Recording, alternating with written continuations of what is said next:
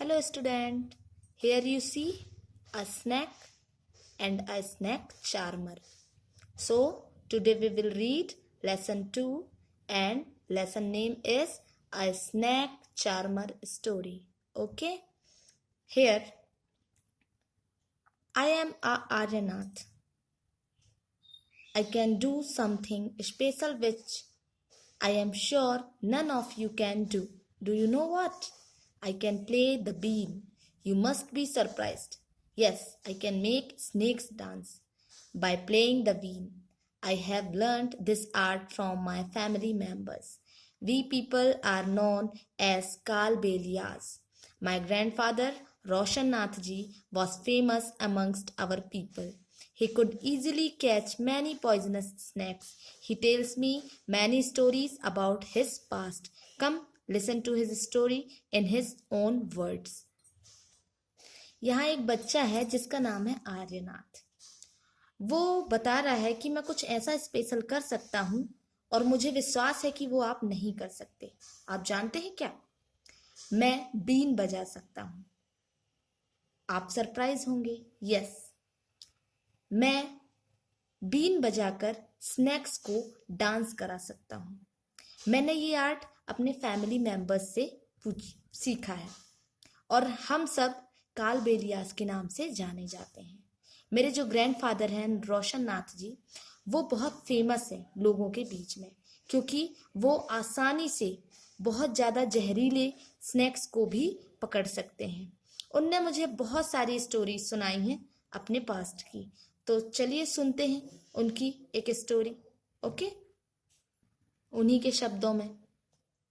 Here you see a snake charmer, and this is a snacks, and many peoples and elders see all this. Okay, so Dadaji remembers from the time of my grandfather and great grandfather. We have always been saperas, snack charmers. Snacks have been an important part of our life. We used to move from village to village carrying our snacks in bamboo baskets. Whenever we stopped in a village, a crowd would gather around us. We would then take out our snacks from our baskets. Even after the show, people would stay on. They knew that in our tin box there were many types of medicines for them. We made these medicines from plants collected from the forests. I had learnt all this from my grandfather. I felt nice that I could help people with my medicines even if doctor and hospitals were far off. In return, people would give us some money or food grains. In this way, we could manage our life. Sometimes I was called to places where someone had been bitten by a snake. From the marks of the bit, I tried to find out which snakes had bitten the person. I would then give a medicine for that, but I have not always been on time to help. As you know, some snakes bites can even cause death on the spot, but most of the snakes are not poisonous. Sometimes when some farmers would come running for help shouting, "Snake, snake," I would catch the snake. तो मेरे दादा और परदादा के time में हम लोगों को सपेरास कहा जाता था, है ना। तो स्नैक जो है हमारे जीवन का हिस्सा है, बहुत महत्वपूर्ण हिस्सा है। क्यों? क्योंकि हम उन्हें लेकर एक विलेज से दूसरे विलेज तक जाते हैं। एक बम्बू का बास्केट होता है जिसमें हम उन्हें रख कर ले जाते हैं, और जब हम किसी विलेज में रुकते हैं तो वहां पर बहुत सारी भीड़ इकट्ठी हो जाती है हमारे आसपास, और फिर हम अपने बास्केट से स्नैक्स को निकालकर और शो दिखाते हैं वहां पर। यहाँ तक कि जब शो के बाद लोग वहां रुकते हैं, क्योंकि वो जानते हैं हमारे पास अलग अलग प्रकार की मेडिसिन होती हैं उनके लिए। वो मेडिसिन हम लोग प्लांट से कलेक्ट करते हैं या फॉरेस्ट से प्लांट्स और फॉरेस्ट से कलेक्ट करके उनसे हम मेडिसिन बनाते हैं। तो ये सारी चीजें मैंने किनसे सीखी हैं? मेरे ग्रैंडफादर से सीखी हैं। तो हमें ये अच्छा लगता है कि हम लोगों की मदद कर पाते हैं हमारी दवाइयों से, क्योंकि कई बार क्या होता है, डॉक्टर्स और हॉस्पिटल्स उनकी विलेज से बहुत दूर होते हैं, तो वो दवाइयाँ उन लोगों के काम आती हैं और इसके बदले में लोग हमें पैसे देते हैं या तो फिर अनाज देते हैं, और इस तरीके से फिर हमारा जीवन चलता है। कई बार हम लोगों को कुछ जगह बुलाया भी जाता है। अगर वहां किसी सांप ने अगर काट लिया है तो हम लोगों को बुलाया जाता है। हम लोग उस सांप के काटे हुए निशान को देखकर कोशिश करते हैं कि ये जानने की किस स्नेक ने इनको काटा है, ठीक है, और उसके हिसाब से फिर हम लोग उन्हें दवाइयां देते हैं। लेकिन हमेशा हम उनकी मदद समय पर नहीं कर पाते हैं। क्यों? क्योंकि कुछ स्नेक्स का काटा हुआ इतना खतरनाक होता है कि स्पॉट पर ही इंसान की मृत्यु हो जाती है। लेकिन ज्यादातर स्नेक ज्यादा पॉइजनस नहीं होते हैं। कई बार कुछ फार्मर्स चिल्लाते हुए आते हैं, स्नेक स्नेक स्नेक, मतलब सांप सांप चिल्लाते हैं वो कि वहां सांप है, तो हम लोग जाकर उन स्नेक्स को पकड़ लेते हैं। After all, catching snakes was something I had been doing since my childhood. Oh, those were the good days. We could help a lot of people in many ways. We also entertained them. It was not like today when everyone watches TV for entertainment.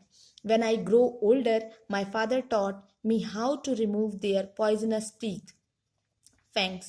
He also taught me how to close the tube of poison in the snake's mouth. तो मैंने बचपन में भी बहुत सारे सांप पकड़े हैं। क्या दिन थे वो, कितने अच्छे दिन थे कि हम लोगों की मदद करते थे कई तरीकों से और उनको एंटरटेन भी करते थे।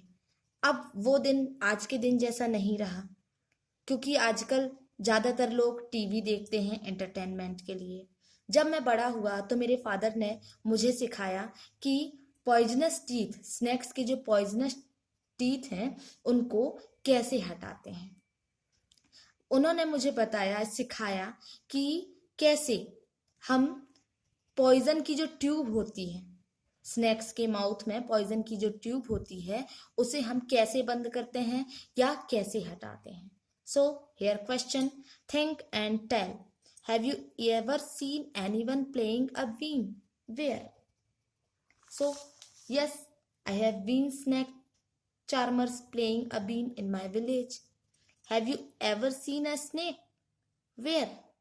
Yes, I have seen a snake with the snake charmer and in a paddy field. Were you scared by it? Why?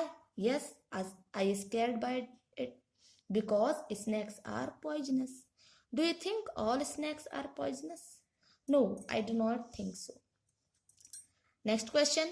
In chapter 1, you read that snakes do not have ears, which you can see. Can the snake hear the bean, or does it dance when the bean moves? What do you think? Yes, snakes cannot hear the bean. They dance when the bean moves. Okay? Here is the answer. You see and write in your fair copy. Okay? Think and tell, page number 17. Next, what can we do?